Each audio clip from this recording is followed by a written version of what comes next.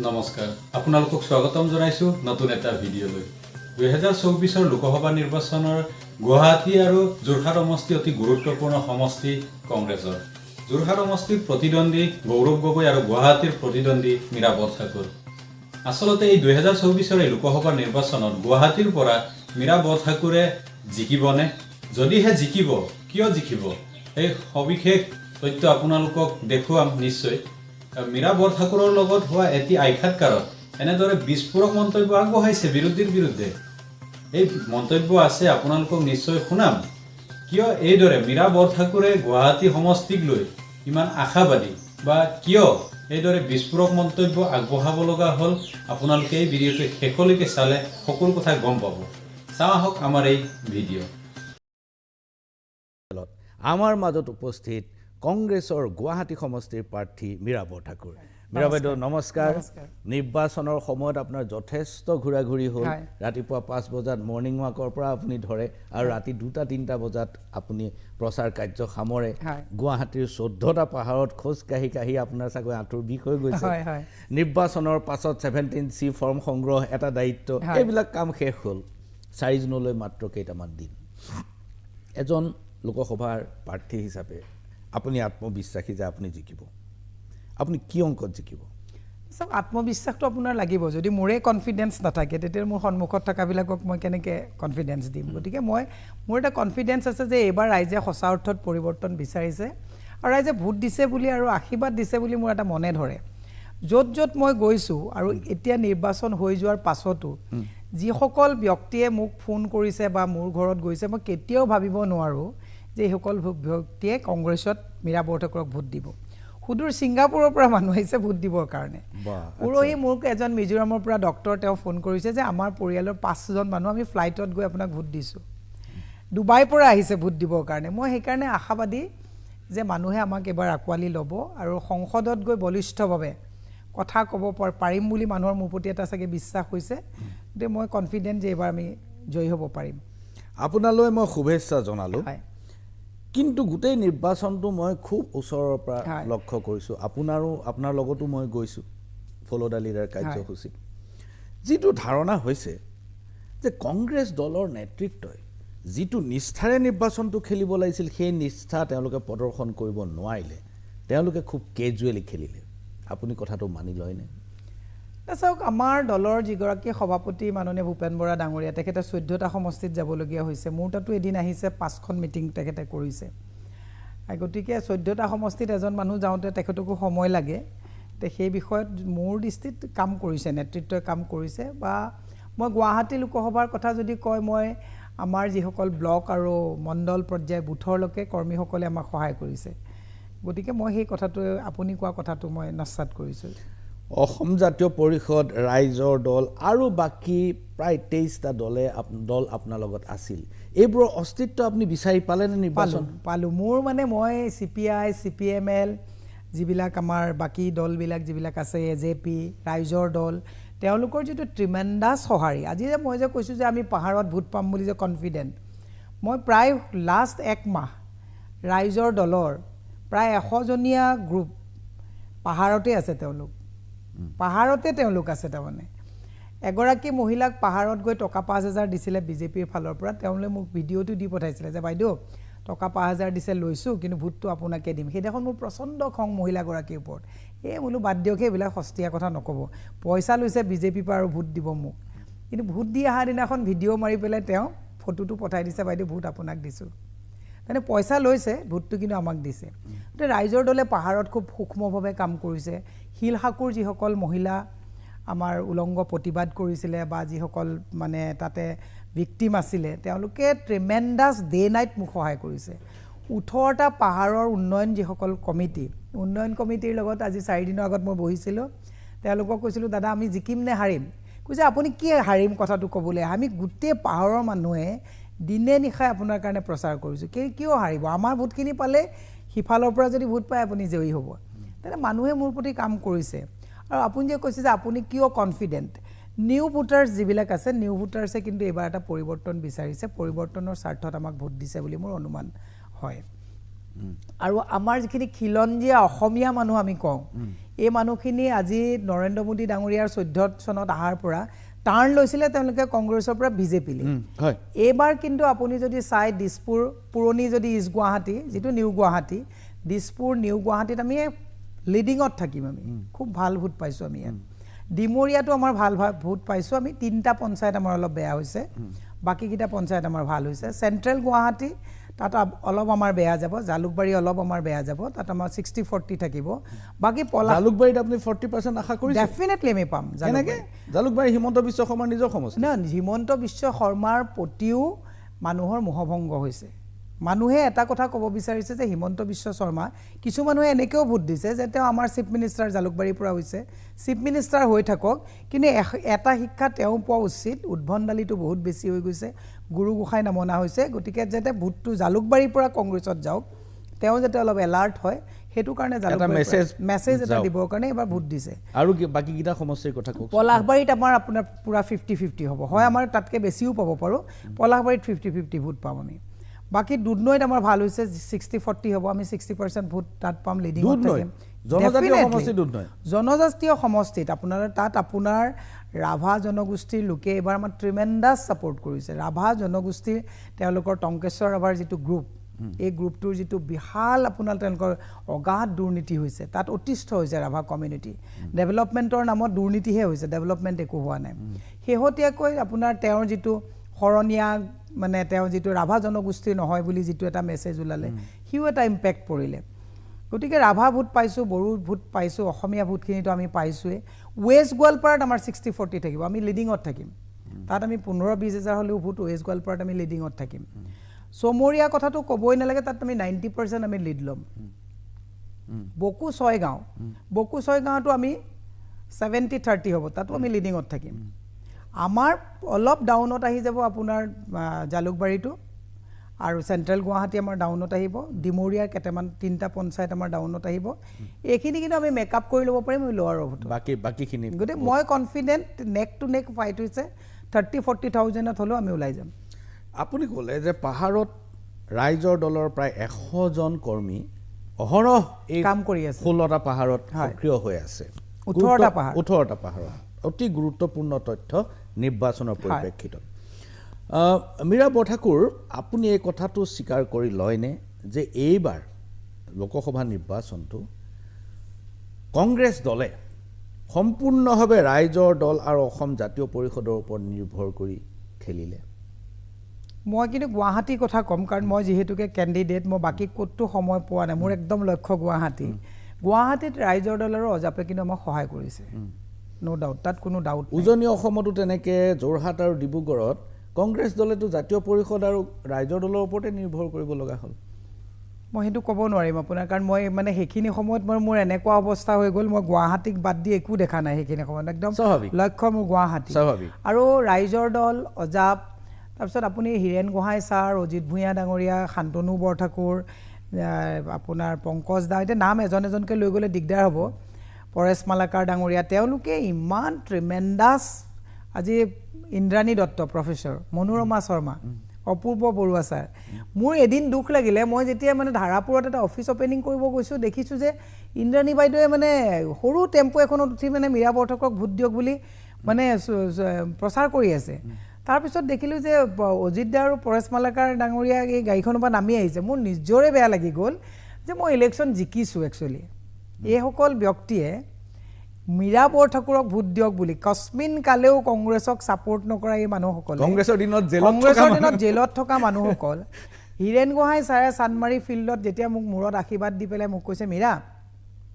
তুমি জিকাটো মই চাই যাব বিচাৰিছোঁ কিন্তু তোমাক মই এটা মন্ত্ৰ দি গৈছোঁ জীৱনত কেতিয়াও আপোচ নকৰিবা পইচাৰ প্ৰতি লোভ নকৰিবা সংসদত যদি তুমি জিকি যোৱা কেতিয়াও পইচাৰ পিছত নদৌৰিবা আদৰ্শ আৰু নীতিৰ পিছত দৌৰিবা মই সেইদিনাখন কৈছোঁ যে মই জিকিছোঁ গতিকে সেনেকুৱা এটা পৰিস্থিতিত মই আজি তাৰিখত ভবা নাই যে মই ভোট পোৱা নাই কালি মই এটা ম'ম' হাউচত ম'ম' খাব গৈছিলোঁ দুজন ভদ্ৰ লোক আপোনালোকৰ নিচিনা হাজবেণ্ড ৱাইফ আহিলে কৈছে বাইদেউ আপোনাক ভোট দিছোঁ মই বোলো হেৰি কওকচোন কৈছে জীৱনত কেতিয়াও বিজেপিৰ বাদে ভোট দি পোৱা নাই তাৰমানে যেতিয়াৰ পৰা ভোট দিছোঁ বিজেপিতে দিছোঁ এইবাৰ কিন্তু কংগ্ৰেছক ভোট দিয়া নাই মীৰা বৰঠাকুৰ বাইদেউক ভোট দিছোঁ গতিকে সেই ধৰণৰ সমৰ্থন আপুনি পাইছে গতিকে আপুনি এই কথাটো অখিল গগৈয়ে এই কথাটো অভিযোগ আনিছিলে যে কংগ্ৰেছ দলৰ কোনো ধৰণৰ সাংগঠনিক ভিত্তি এতিয়া নাই, উজনি অসমত ৰাইজৰ দলৰ আৰু অসম জাতীয় পৰিষদৰ ওপৰত নিৰ্ভৰ কৰি কংগ্ৰেছে খেলিছে, এই কথাটো ভূপেন বৰাই প্ৰতিক্ৰিয়া প্ৰকাশ কৰিছে। কিন্তু আপোনাৰ কাৰ্যতঃ যিটো অভিজ্ঞতা সেইটো কি একেই নেকি যে কংগ্ৰেছ দলত এনেকুৱা কোনো সাংগঠনিক ভিত্তি নাই? নহয়, চাওক, দুই এক নেতাৰ কেতিয়াবা কাৰোবাৰ লগত এটেচমেণ্ট ডিটেচমেণ্ট থাকে, এইটো বেলেগ কথা। কিন্তু মই কংগ্ৰেছ দলৰ যদি মোৰ লগত সহযোগিতাই নাই, ফৰ্ম 70C মই কালেক্ট কাৰ পৰা কৰিলোঁ? পুলিং এজেণ্টসকলৰ পৰা কৰিলোঁ। এইটো কোনে দিয়ে? বুথ লেভেলৰ পৰা যায়, ব্লকৰ পৰা মণ্ডলত যায়, মণ্ডলৰ পৰা বুথত যায়, বুথে তেওঁলোকক ৰিক্ৰুইট কৰে পুলিং এজেণ্টবিলাক। গতিকে মই 100% 17C কালেক্ট কৰিছোঁ। গতিকে মই পাৰ্টিৰ ওচৰত গ্ৰেটফুল। ছেকেণ্ডলি, মই দলৰ সমৰ্থন নাই বুলি ক'লে এতিয়া সকলোৱে দুখ পাব। মই টিকেটটোতো মোক দলেই দিছে। আৰু এটা বস্তু মোক খুব অকলশৰীয়া বুলি প্ৰচাৰ খুব চলিলে। একচুৱেলি মোক প্ৰথমতে মই প্ৰিয়ংকা গান্ধীক বিচাৰিছিলোঁ। প্ৰিয়ংকা গান্ধী কিবা কাৰণত মই বিচৰা ডেটটোত আহিব নোৱাৰিলে। তেতিয়া মোক খাৰ্গেজী অহা কথা মোক ভূপেন বৰা ডাঙৰীয়াই কৈছিলে যে খাৰ্গেজী 27 তাৰিখে আহিব। এইটো 25 তাৰিখৰ 4টা বজাৰ কথা, যে 27 তাৰিখে খাৰ্গেজী 11টাত আহিব, আপুনি এখন পাব্লিক মিটিং গুৱাহাটীত দিয়ক। তেতিয়া মই মানে ভূপেন দাক ক'লোঁ যে মোক আপুনি সহায় কৰক। মই এতিয়া এটা দিন ৰাতি মাজত আছে national president, top most leader, তেওঁ গুৱাহাটী মাজমজিয়াত এখন মিটিং কৰিবলৈ মোক এটা সময় দিব লাগিব, মিনিমাম 3-4 দিন সময় লাগিব। এটা ৰাতিত মই 5,000 মানুহ গোটাব পাৰিম, কিন্তু এটা ৰাতিত মই 20,000 মানুহ গোটাবৰ কাৰণে মই লজিষ্টিক দিব লাগিব, পাৰ্মিশ্যন ল'ব লাগিব। এইটো মোৰ কাৰণে টাফ হৈ যাব। আৰু মই যদি সেইটোত এংগেজ হৈ যাওঁ তেতিয়াহ'লে মোৰ বাকী বুথবিলাক খেলি মেলি হৈ যাব। মইহে নালাগে বুলি কৈ পেলাই ক'লোঁ যে তেখেতক ইয়াতে প্ৰেছ মিট এখন কৰাই পেলাই মোৰ প্ৰতি এপিল এটা দি যাব দিয়ক, বৰপেটাত লৈ যাওক, 4জন MLA আছে, তেওঁলোকে ডিছকাছ কৰিব। কাৰণ খাৰ্গেজীয়ে গুৱাহাটী চিটিত কৰিব বিচাৰিছিলে, মোৰ কাৰণে এইটো টাফ হৈ গ'ল। তাৰ বাদেতো মোৰ লগত মই ক'লোঁ যে মোক লোকেল ভকেল হিচাপে দিয়ক। বিজেপিটো লোকেল ভকেলটো ফ্লপ হ'ল, আমাৰ লোকেল ভকেল হিচাপে মোক গৌৰৱ গগৈক দিয়ক, অখিল গগৈক দিয়ক, লুৰিণজ্যোতি গগৈক দিয়ক। আজি পাহাৰত বুলডোজাৰ লগালে অখিল গগৈ গাত যিমান লাগিব সেই কথাটো চেণ্ট্ৰেল লিডাৰে বুজি নাপাব, মই বুজাব লাগিব তেওঁলোকক। আজি গৌৰৱ গগৈ ডাঙৰীয়া ফেঞ্চি বজাৰখন নৰ্থ কামৰূপলৈ লৈ গ'লে তাত ফেঞ্চি বজাৰৰ ইম'শ্যনটো কি হ'ব আমি বুজি পাওঁ। কাৰণ তাত আমি আটা দালি চেনি কিনি কাপোৰত গৈ শ্বপাৰ্ছ পইণ্ট এতিয়াহে তাত হৈছে, আমি আগতে ইয়াতে যাওঁ। গতিকে সেই চেণ্টিমেণ্টটো আমি যিমান বুজিম চেণ্ট্ৰেল লিডাৰ এজনক আমি বুজাব লাগিব। সেইকাৰণে মোৰ লোকেল লিডাৰ দিয়ক। সেইকাৰণে গৌৰৱ গগৈক দি মই ফেঞ্চি বজাৰত মিটিং কৰিছোঁ, অখিল গগৈ ডাঙৰীয়াক লৈ পেলাই মই পলাশবাৰীত 6খন মিটিং কৰিছোঁ, পাহাৰত মিটিং কৰিছোঁ, লুৰিণজ্যোতি গগৈ ডাঙৰীয়াক লগত লৈ মই কমে 10খন মিটিং কৰিছোঁ। গতিকে একচুৱেলি মোক অকলশৰীয়া কৰা নাই। গোটেই টিকেট দিয়াৰ পিছত প্ৰাৰ্থীজনৰ ওপৰত নিৰ্ভৰ কৰে যে তেওঁ কেনেকৈ মেনেজমেণ্টটো চলাব বিচাৰিছে। গতিকে মই ভাবিছোঁ হাৰা জিকাটো পাব্লিকে ডিচাইড কৰিব, কিন্তু মোৰ মেনেজমেণ্টত ক'তো লেপছ হোৱা নাই, মই খুব সুন্দৰকৈ মেনেজমেণ্ট কৰিছোঁ। প্ৰিয় দৰ্শক, এইখিনিতে মীৰা বৰঠাকুৰে এটা কথা উল্লেখ কৰি গ'ল, আপোনালোকে মন কৰিছে যে ফৰ্ম 17C 100% তেখেতে সংগ্ৰহ কৰিছে। হয়, ফৰ্ম 17C এটা গুৰুত্বপূৰ্ণ অংশ নিৰ্বাচনৰ, যে কিমান ভোটাৰে ভোট দিলে, কিমান ভোট আছিল আৰু কিমান ভোটাৰ ভোট দিব থাকি গ'ল, এই কথাটো উল্লেখ থাকে। সেই ফৰ্মখন প্ৰত্যেকটো ৰাজনৈতিক দলৰ অৰ্থাৎ প্ৰাৰ্থীসকলৰ যিসকল পুলিং এজেণ্ট থাকে, পুলিং এজেণ্টৰ হাতত দিয়া হয় আৰু সেইটো পুলিং অফিচাৰ আৰু প্ৰিজাইডিং অফিচাৰে চহী কৰি দিয়ে। এখন তাৰে এটা কপি EVM-টোৰ লগত গাঁঠি থোৱা থাকে। প্ৰত্যেকজন প্ৰাৰ্থীয়ে 17C ফৰ্মখন সংগ্ৰহ কৰিব লাগে নিজৰ নিজৰ পুলিং এজেণ্টৰ পৰা। মীৰা বৰঠাকুৰ, আপোনাৰ আগতে ভূপেন বৰাই মোক সাক্ষাৎকাৰ দি গৈছে। ভূপেন বৰাই কৈছে যে অসমৰ মুঠ গোটেই ভোট কেন্দ্ৰৰ 5% ভোট কেন্দ্ৰত কংগ্ৰেছৰ পুলিং এজেণ্টে 17C ফৰ্মখন কালেক্ট নকৰাকৈ গুচি আহিল। এইটোৱে কংগ্ৰেছৰ সাংগঠনিক দুৰ্বলতা আৰু প্ৰশিক্ষণৰ অভাৱ অথবা দুৰ্নীতিক নুবুজায়নে? মই তেখেতে 14টা সমষ্টিৰ কথাটো হয়তো মোৰ লগত সেই কথাটো হোৱা নাই, তথ্যটো মোৰ লগত সেই কথাটো হোৱা নাই। কিন্তু মই আপুনি দেখিছে ইলেকশ্যনৰ পিছদিনাখনে মই একদম গোৱালপাৰা লক্ষীপুৰলৈকে মই গুচি গৈছোঁ to collect the 17C form. কাৰণ মই জানো যে 17C ফৰ্মখন থাকিলে আপুনি কাউণ্টিং হলত গৈ এনেই কমপ্লেইন কৰাটো একচুৱেলি এইটো ইমেচিয়ৰিটি, অৰ্থহীন। আপুনি এতিয়া বহুতে কৈ আছে যে 10 লাখ ভোট বাঢ়িছে, কিন্তু মই যেতিয়া আমি কম্পাইল কৰিলোঁ 17C টোটেল পুল ভোট কম্পাইল কৰিলোঁ, 2175 আপোনাৰ পুলিং বুথ তাত আমাৰ কিমান পুল ভোট হ'ল আমি গোটেইকেইটা মাৰি দিলোঁ 15,96,663 আমাক যিটো আৰৱে দিছে তাৰ লগত আমাৰ টেলি হৈ আছে গতিকে আমি তাত চিন্তা কৰাৰ প্ৰশ্নই নাই টেনশ্যন লোৱাৰ কোনো প্ৰশ্নই নাই আৰু আমি এতিয়া ফৰ্ম বনাই দিছোঁ যে টেবুল 1ত কোনটো ইভিএম পৰিব নাম্বাৰ পৰিব কিমান পুল ভোট হৈছে সেই 1ৰ জনে আকৌ 14 নম্বৰ টেবুলখনত ইভিএম আহিব তাত দি দিলোঁ গতিকে কাৰো কোনো প্ৰব্লেমেই নহয় আমি ফৰ্মো আপোনাৰ প্ৰিণ্ট কৰি উলিয়াই দিলোঁ এতিয়া আমি প্ৰত্যেকটো সমষ্টিতে আমি যিমানজন কাউণ্টিং এজেণ্ট থাকিব কম্পাইল চিট লৈ গুচি যাব তেওঁ বেছি খেলি মেলি একো নহয় আজিও এইমাত্ৰ অকণমান আগত ৰকিবুল হুছেইন ডাঙৰীয়াই ট্ৰেইনিং দিছে যে কেনেকৈ আমি কৰিব লাগে গতিকে আমি হাৰা জিকাটো ইভিএমত আবদ্ধ কিন্তু আমাৰ ফালৰ পৰা মেনেজমেণ্ট এণ্ড ট্ৰেইনিঙৰ কোনো লেপছ নাই আৰু সেইটো মই এইকাৰণে পেপাৰ ৱৰ্কছ ভালকৈ কৰি ভাল পাওঁ সেইটো ভূপেন দায়েও ভালকৈ জানে ভূপেন দায়ে যদি মোক কয় যে কাইলৈ আপুনি এই কামটো কৰক মই তেওঁ ফোনটো থোৱাৰ পিছতে মই খাতা উলিয়াই লওঁ সেইটো বিজেপিত আপুনি সুধিব মই বিজেপিত যেতিয়া আছিলোঁ ৰামলালজীয়ে মোক কৈছিলে যে প্ৰব্লেম আগাৰ কুছ হে তো মীৰাকো বলো ও প্ৰব্লেম শ্বুট কৰেগা মই প্ৰব্লেমটো কেৰি কৰি থাকি ভাল নাপাওঁ এতিয়া মানুহে বহুতে কৈছে বাইদেউ এই ভোট বাঢ়ি গৈছে আপুনি খুব কেয়াৰফুলি থাকিব মই কৈছোঁ আপোনালোকে বিভ্ৰান্ত নকৰিব এইবোৰ কথা কৈ পেলাই আমাৰ কাউণ্টিং এজেণ্টবিলাকৰ কনফিডেন্সটো ল' নকৰিব মই আমাৰ কাউণ্টিং এজেণ্টত কৈছোঁ যে 2-4টা বাকচ কেতিয়াবা আমাৰ অলপ কম যাব কনফিডেন্স লুজ নকৰিবা তোমালোকে কাৰণ আমাৰ আকৌ খাজানা বেলেগত আছে সেইটো মই জানো ক'ত খাজানা আমাৰ বেছি আছে গতিকে তালৈকে তোমালোকে এই কম বাকচকেইটাত হতাশ নহ'বা সেইকাৰণে মই বিং এ কেণ্ডিডেট মই হাৰিবৰ কাৰণে যিমান মানে প্ৰস্তুতি লাগে জিকিবৰ কাৰণে যিমান প্ৰস্তুতি লাগে হাৰিলেও মই প্ৰস্তুতি সমানে ৰাখোঁ মই যদি কাইলৈ হাৰি যাওঁ মই মোৰ যিমান কাউণ্টিং এজেণ্ট আছে সকলোকে লগ কৰি পেলাই মই বেক কৰিম মোৰ পুলুকা মাৰি গুচি অহা মই কেণ্ডিডেটগৰাকী নহয় আৰু জিকিলেও মই আত্মহৰা হৈ নাযাওঁ গতিকে মই সেই বস্তুটোৰ কাৰণে প্ৰিপেৰেশ্যন আছে এইখিনিতে লৈছোঁ ক্ষণিক সময়ৰ বাণিজ্যিক বিৰতি চাই থাকক মেজমেল বিৰতিৰ পাছত পুনৰ ঘূৰি আহিছোঁ মেজমেলৰ মজিয়ালে আৰু মেজমেলত আজি আমাৰ অতিথিৰ লোকসভাৰ গুৱাহাটী সমষ্টিৰ কংগ্ৰেছ দলৰ প্ৰাৰ্থী মীৰা বৰঠাকুৰ মই আপোনাক সুধিছিলোঁ কংগ্ৰেছৰ সাংগঠনিক স্থিতি সম্পৰ্কত যিটো অখিল গগৈ আৰু ভূপেন বৰাৰ মাজত যিটো এটা ক্ৰিয়া প্ৰতিক্ৰিয়া চলি আছে মীৰা বৰঠাকুৰ মই এটা কথা যে আপুনি স্বীকাৰ নকৰিব পাৰে কিন্তু কংগ্ৰেছৰ ভিতৰৰ পৰিস্থিতি অত্যন্ত স্পৰ্শকাতৰ কোনেও কাকো বিশ্বাস কৰিব নোৱাৰা অৱস্থা গৌৰৱ গগৈ প্ৰচাৰ চলি আছে হঠাৎ ৰাণা গোস্বামী গুচি গ'ল গৌৰৱ গগৈ প্ৰচাৰ চলি আছে হঠাৎ সুৰজ দিহিঙীয়া গুচি গ'ল গৌৰৱ গগৈ প্ৰচাৰ চলি আছে শেষ মুহূৰ্তত মানস বৰা গুচি গ'ল মুখ্যমন্ত্ৰীৰ এজেণ্ট ৰাজীৱ ভৱন আৰু ৰাজীৱ ভৱনৰ বাহিৰত পিয়াপিদি ফুৰিছে মুখ্যমন্ত্ৰী নিজে গৌৰৱ কৰি কয় যে মই ফোন কৰি পেলাই আটাইবোৰকে লৈ আহিব পাৰোঁ কিন্তু এতিয়া নানো কাৰণ ইয়াত মোৰ মানুহ বেছি হৈ যাব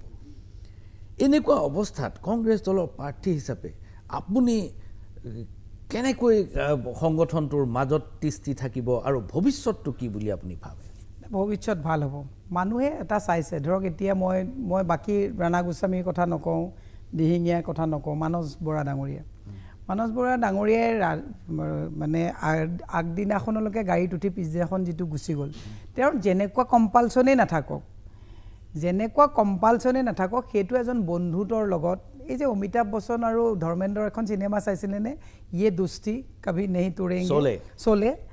মানে মানুহৰ দুস্তিটো অলপ বেলেগ ধৰণৰ বস্তু হ'ব লাগে আমি যেতিয়া গৌৰৱ গগৈ ডাঙৰীয়াক লগ কৰিবলৈ গ'লেও মানস বৰা ডাঙৰীয়া লগতে থাকে চাহটোৰ নিচিনা সেইজন মানুহে যেতিয়া বিশ্বাসঘাতকতা কৰে তেতিয়া বিশ্বাসৰ লগত বিশ্বাসঘাতক হয় সেইটো একচুৱেলি কৰিব নাপায় আৰু মই এটা কথা আপোনাক কৈছোঁ যি হৈ গৈছে 4 তাৰিখে ৰিজাল্ট যিয়েই নহওক এটা কথা কিন্তু আমি এটা স্থিতি সবল হোৱাটো উচিত সবল কৰিব লাগিব যে ৰাজীৱ ভৱন হিমন্ত বিশ্ব শৰ্মাৰ মতে চলিব নোৱাৰিব আমি অলৰেডি আইডেণ্টিফাই কৰিছোঁ যিবিলাক মানুহক দি পেলাই ৰাজীৱ ভৱন হিমন্ত বিশ্ব শৰ্মাৰ মতে চলোৱাৰ যিটো এটা ইংগিত চলি আছিলে এইটো কিন্তু নহ'ব 4 তাৰিখৰ পিছত নহ'ব হয় যাব আছে যদি গুচি যাওক নহ'লে ৰাজীৱ ভৱন হিমন্ত বিশ্ব শৰ্মাক চলাবলৈ দিয়া নহ'ব আৰু এটা কথা যিসকল মানুহ কিন্তু ডক্টৰ শৰ্মা ডাঙৰীয়াই কৈছে যে মোক কংগ্ৰেছ দলত মোৰ ইনভেষ্টমেণ্ট আছে আৰু সেই ইনভেষ্টমেণ্টৰ বেনিফিট মই ল'মেই চাওক তেওঁ সেই কথাটো যে কৈছে ইনভেষ্টমেণ্ট আছে মই আজি অন কেমেৰা আপোনাক কৈছোঁ বিজেপিটো আমি ইনভেষ্ট কৰি আহিছিলোঁ কিন্তু বিজেপিৰ পৰা কোনোদিন কেতিয়াও ঘৰ ভঙাৰ আমি এইটো কৰা নাই আপোনাক মই এটা কথা কৈছোঁ আপুনি ধৰক এখন যোৰহাটৰ ঘৰত ডাঙৰ হৈছিলে ঘৰ এটা বনাই আহিলে কিবা মনোমালিন্য ককাই ভাইৰ লগত হ'ল গুৱাহাটীত এতিয়া ছেটেল হৈছে সেই বুলি আপুনি এতিয়া যোৰহাটত বনাই থোৱা ঘৰখন বুলডোজাৰ লগাব নেকি তাৰমানে কেনেকুৱা মানুহ হ'ব লাগিব আমিও বিজেপিত বহুত কণ্ট্ৰিবিউশ্যন দি আহিছোঁ কিন্তু বিজেপিত এজন মানুহে কওক যে বিজেপি ঘৰ ভাঙাৰ কাৰণে আমি প্ৰয়াস কৰিছোঁ this is our quality and ethics Himanta Biswa Sarma এথিক্সৰ মতে চলিব লাগে যদি তেওঁ কৈছে যে কণ্ট্ৰিবিউশ্যন তেওঁ কংগ্ৰেছত ইনভেষ্টমেণ্ট আছে কংগ্ৰেছে কিন্তু তেওঁক বনাই পেলাই বিজেপিলৈ পঠাইছে কংগ্ৰেছৰ পৰা যদি 23 বছৰ তেওঁ মন্ত্ৰী নাথাকিলেহেঁতেন কংগ্ৰেছৰ পৰা যদি তেওঁ একদম পূৰা তাগৰা হৈ নগ'লেহেঁতেন বিজেপিয়ে তেওঁক ল'লেহেঁতেন নেকি তেওঁ সেইটো পাহৰি যাব নালাগে গতিকে এই কামটো তেওঁ কৰাটো উচিত নহয় আৰু মই এটা কথা আজি তাৰিখত কৈছোঁ দলে যিটো বিশ্বাস কৰি মই বিজেপিৰ পৰা কংগ্ৰেছলৈ আহিছোঁ বিজেপি 12 চনত মই ৰিজাইন দিছোঁ পৰ্টফলিঅ'ৰ পৰা তাৰ পিছৰ পৰা আপুনি ক'ব নোৱাৰিব কোনোদিনে ইছ্যু ভিত্তিক আমি কৰিছোঁ কিন্তু বিজেপি বৰঘৰত কেতিয়াও হিন্দী মৰাৰ কামটো কৰা নাই it is our quality Himanta Biswa Sarma ডাঙৰীয়া ব্ৰাহ্মণ সম্প্ৰদায়ৰ এজন ব্যক্তি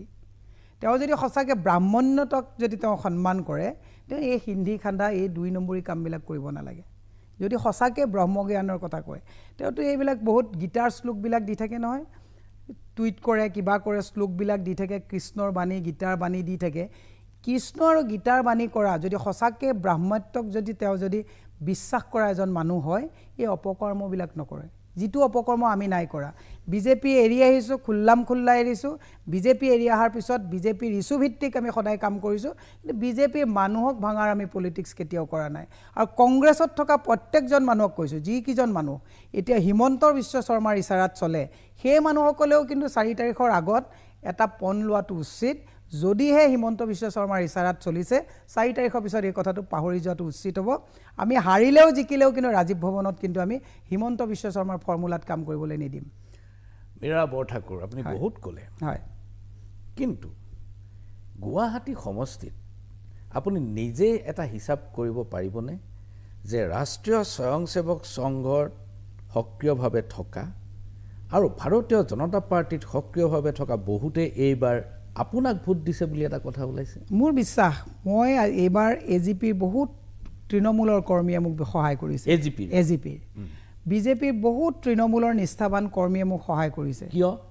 সহায় কৰিছে মানে তেওঁলোকৰ তাত এতিয়া একদম সাফোকেশ্যনত আছে তেওঁলোকৰ স্পেচ নাই তাত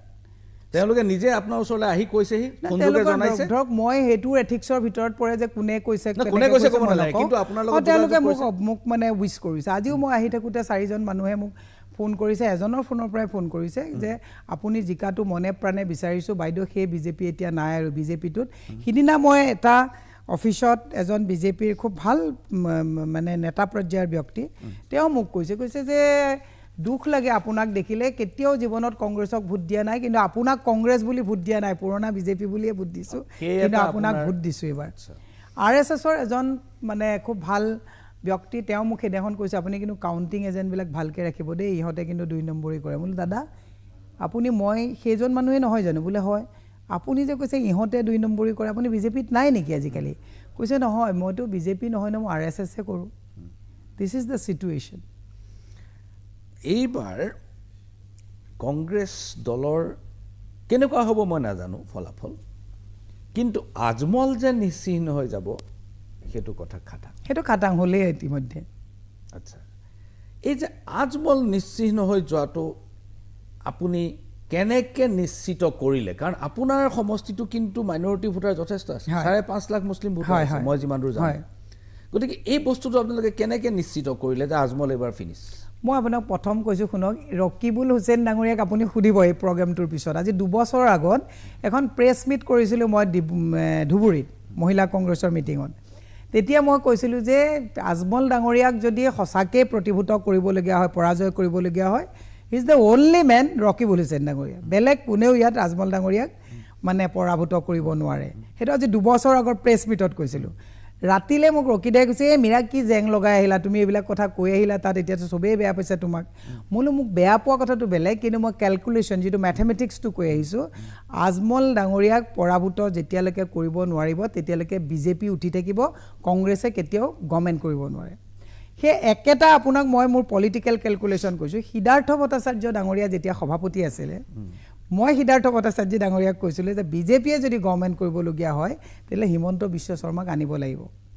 আৰু সিদ্ধাৰ্থদাই তেতিয়া মোক কৈছিলে যে মীৰা এইটো কথা নহয় ই আহিলে প্ৰথম মোকেই পাখি কাটিব মই সঁচাকৈ কৰিলোঁ মই সেইটোতো মই জনা নাছিলোঁ মই কৈছোঁ আপুনি ৰিস্ক লওক আপোনাৰ টেনিয়ৰত গভৰ্ণমেণ্ট হ'ব আৰু সেইটোত ভালকৈ মই অন কেমেৰা কৈ আছোঁ, মই মিছা কথা নকওঁ। এই ৰকিবুল হুছেইন ডাঙৰীয়াক আজি 2 বছৰৰ আগত টিকেট দিব লাগে বুলি যিটো এলান কৰি থৈ আহিছিলোঁ তাত, সেই কথাটো লৈ পেলাই বহু মোক ধুবুৰী বেছ MLA বিধায়কসকলে মোক বেয়া পাই পেলাইছিলে, কিন্তু আজি এইটো পজিটিভ হ'ল। আৰু মই আপোনাক ক'লোঁ 4 তাৰিখৰ পিছত AIDFত যিমান MLA আছে গোটেইবিলাক MLA আপোনাক চাব 26ৰ ইলেকশ্যনৰ আগত কংগ্ৰেছত জইন কৰিব। AIUDFৰ 26ৰ ইলেকশ্যনৰ পিছত সকলোৱে কংগ্ৰেছত জইন কৰিব? নহয় 26ৰ ইলেকশ্যনৰ আগত। মীৰা বৰঠাকুৰ, AIUDFৰ MLA সকল এতিয়া গণবিচ্ছিন্ন, তেওঁলোকৰ তৃণমূল পৰ্যায়ত এণ্টি ইনকাম্বেঞ্চি সাংঘাতিক বেছি। মই নিজে ধুবুৰী বৰপেটা টচ নচ কৰি গৈছোঁ এই লোকসভা সমষ্টিত। কংগ্ৰেছ দলে এইসকলক গ্ৰহণ কৰাটো উচিত হ'বনে? চাওক, পলিটিকেল পাৰ্টিত ভাল বেয়া সকলো মানুহক আপুনি ল'বই লাগিব। পলিটিকেল পাৰ্টি কোনো যুধিষ্ঠিৰ দি পেলাই পলিটিকেল পাৰ্টি নচলে, ইয়াত সকলো টাইপৰ মানুহ থাকিব। ভাল মানুহৰ সংখ্যা বেছি, তাতে ভাল বেয়া সকলোৱে থাকিব। যদি আপুনি ভাল আৰু বেয়াৰ বিচাৰ কৰে তেতিয়াহ'লে সাৰদা লুই বাৰ্গাৰ কেলেংকাৰী থকা চিফ মিনিষ্টাৰ হিমন্ত বিশ্ব শৰ্মাটো আজি চিফ মিনিষ্টাৰ হৈছেগৈ। তেতিয়াহ'লেতো বিজেপিয়ে ল'ব নালাগিছিলে, আজি অজিত পাৱাৰকতো ল'ব নালাগিছিলে। কিমান 100 কোটি টকাৰ কেলেংকাৰী থকাৰ পিছত পলিটিক্সত আপোনাৰ কিছুমান বস্তু আপোনাৰ অংকবিলাক বেলেগ বেলেগ হৈ যায়। গতিকে আপোনাৰ AIDFৰ MLA সকল আহোঁ বুলি ক'লে, কোনোবাই দলত জইন কৰোঁ বুলি ক'লে আপুনি নল'ব বুলি কোৱা কথাটো নাথাকে। টিকেট দিব নিদিব পাৰ্টি উইল ডিচাইড, কিন্তু মানুহ আপুনি আহোঁ বুলি ক'লে নলওঁ বুলি ক'ব নোৱাৰে। মীৰা বৰঠাকুৰ, আজমল নিশ্চিহ্ন হোৱাৰ উত্তৰটো মই নাপালোঁ। প্ৰথম আপুনি ক'লে যে ৰকিবুল হুছেইনৰ কাৰণে আজমল নাইকিয়া হৈ গ'ল, এইটোতো কথা নহয়। আজমলটো চবতে হাৰিলে, নহয় হাৰিব। মই কোনটো কথা কৈছোঁ, আজমল ডাঙৰীয়াক যদি ব্যক্তিগতভাৱে তেওঁক হৰুৱাই ল'ব পৰা যায়। মই কৈছোঁ যে আজমল এটা ধাৰণা, আজমলৰ যিটো ৰাজনীতি সেইটো নিশ্চিহ্ন হৈ যোৱাটো আপোনালোকে নিশ্চিহ্ন হ'ব। 1 man পাৰ্টি। আজমল ডাঙৰীয়াৰ পাৰ্টিটো হৈছে ছিংগল মানে আৰ্মি, তাত বেলেগ মানুহৰ কথা নচলে। যিদিনাখন আজমল ডাঙৰীয়া পৰাজয় হৈ যাব তাৰপিছত কোনে কাৰ কথা শুনে? আৰু তেওঁৰ যিসকল বিধায়ক আছে আণ্ডাৰ কম্পালচন তেওঁৰ লগত আছে, কাৰণ তেওঁলোকৰ ইকুৱেশ্যন বেলেগত নিমিলে, INCৰ লগত নিমিলে, BJPৰ লগত নিমিলে, AGPৰ লগত নিমিলে। গতিকে ইকুৱেশ্যন মিলাই পেলাই এটা তেওঁলোকৰ ভোট বেংক আছে, সেইকাৰণে তেওঁৰ লগত আছে। যেতিয়া তেওঁৰ মেইন তলাচাবিটোৱে বন্ধ হৈ যাব, এইসকল মানুহে ক'ত পলিটিক্স কাৰ লগত কৰিব? আৰু আজমল ডাঙৰীয়া এতিয়া বয়সো সিমান নোকোলাই। আৰু আজমল ডাঙৰীয়া এবাৰ যিটো হাৰিব, তেওঁতো কান্দিছে সেইদিনাখন ক'ৰবাত, মই দেখিছোঁ সাক্ষাৎকাৰত। তাৰপিছত আৰু আজমল ডাঙৰীয়া এতিয়া আপোনাৰ কোনটো চম্ভালিব? এইটো মানে যেতিয়া ব্ৰেক হৈ যাব, ব্ৰেক হৈ যোৱাৰ পিছত তেওঁ ৰিকভাৰী কৰাৰ সময় নাথাকিব। এইখিনিতে লৈছোঁ ক্ষণিক সময়ৰ বাণিজ্যিক বিৰতি। চাই থাকক মেজমেল। বিৰতিৰ পাছত পুনৰ ঘূৰি আহিছোঁ মেজমেলৰ মজিয়ালে। আৰু মেজমেলত আজি উপস্থিত গুৱাহাটীৰ লোকসভা সমষ্টিৰ প্ৰাৰ্থী, কংগ্ৰেছ দলৰ প্ৰাৰ্থী মীৰা বৰঠাকুৰ। মীৰা বৰঠাকুৰ, আমি আলোচনা কৰিছিলোঁ আজমলৰ কথা। আপুনি ক'লে যে আজমলৰ 1 man শ্ব', এজনীয়া পাৰ্টি, তেওঁৰ লগত ইকুৱেশ্যন মিলাই পেলাই বাকীবোৰ চলি থাকে। আৰু আজমল নিশ্চিহ্ন এই নিৰ্বাচনী যুদ্ধত হৈ যাব, এই কথাটো প্ৰায় নিশ্চিত হৈ গৈছে। কাৰণ 3টা সমষ্টিত তেওঁলোকে প্ৰাৰ্থী দিছিল, 3টাতে হাৰিব আৰু আজমল নিজে হাৰিব। এতিয়া আজমলৰ ৰাজনীতিটো অসমৰ ৰাজনীতিৰ পৰা নিশ্চিহ্ন হৈ যোৱাত পৰোক্ষভাৱে মুখ্যমন্ত্ৰী ডক্টৰ হিমন্ত বিশ্ব শৰ্মায়ো অলপ বৰঙণি যোগোৱা নাইনে? মই সেইটো বুলি নাভাবোঁ। হিমন্ত বিশ্ব শৰ্মাই সেইটোত নিশ্চিহ্ন হৈ যোৱাত মানে বৰঙণি যোগাইছে বুলি মই নাভাবোঁ। মই এটা কথা আমি ভাবিছোঁ যে আজমল ডাঙৰীয়া খাৰ পানী যোগাই থকা মানুহজনী হৈছে হিমন্ত বিশ্ব শৰ্মা। কাৰণ তেওঁ যোৱাৰ আপুনি 21ৰ নিৰ্বাচন যদি চায়, আমি 18টা চিটত অলপ ভোটত আমি হাৰিছোঁ। উজনিত আপোনাৰ এই দাড়ি লুঙি টুপি চৰকাৰ হ'ব এইটোকে খেলি থাকে, সদায় মিয়া ভোট নালাগে এইটোকে কথা কৈ থাকে। এই কথাবিলাক কোৱাৰ এখন দোকান বন্ধ হ'ব। এই দোকানখন যেতিয়া বন্ধ হ'ব, মুছলমান সম্প্ৰদায়ৰ লোকসকলক এই আজমল কৈ পেলাই যিটো তুচ্ছ তাচ্ছিল্য কৰা বিজেপিয়ে যিটো আৰম্ভ কৰিলে, আগতে কংগ্ৰেছৰ দিনত এইটো হোৱা নাছিলে, এইটো বন্ধ হ'ব। বন্ধ হ'লে এটা বেলেঞ্চ ৰাজনীতিৰ এটা আৰম্ভ হ'ব। মোৰ এটা যিটো ধাৰণা যে এই 4 তাৰিখৰ পিছৰ পৰাই অসমৰ ৰাজনৈতিক পৰিৱৰ্তন এটা হ'ব। 26ত এটা সাংঘাতিক ড্ৰাষ্টিক চেঞ্জ এটা 26ত অসমত হ'ব। আৰু এইটোত অসমৰ প্ৰত্যেকজন খিলঞ্জীয়া মানুহে তাত অংশগ্ৰহণ কৰিব। আজিৰ খবৰ ইমানেই। ভিডিঅ'টো ভাল লাগিলে লাইক কৰক, শ্বেয়াৰ কৰক আৰু চেনেলটো ছাবস্ক্ৰাইব কৰিবলৈ নাপাহৰিব। ধন্যবাদ।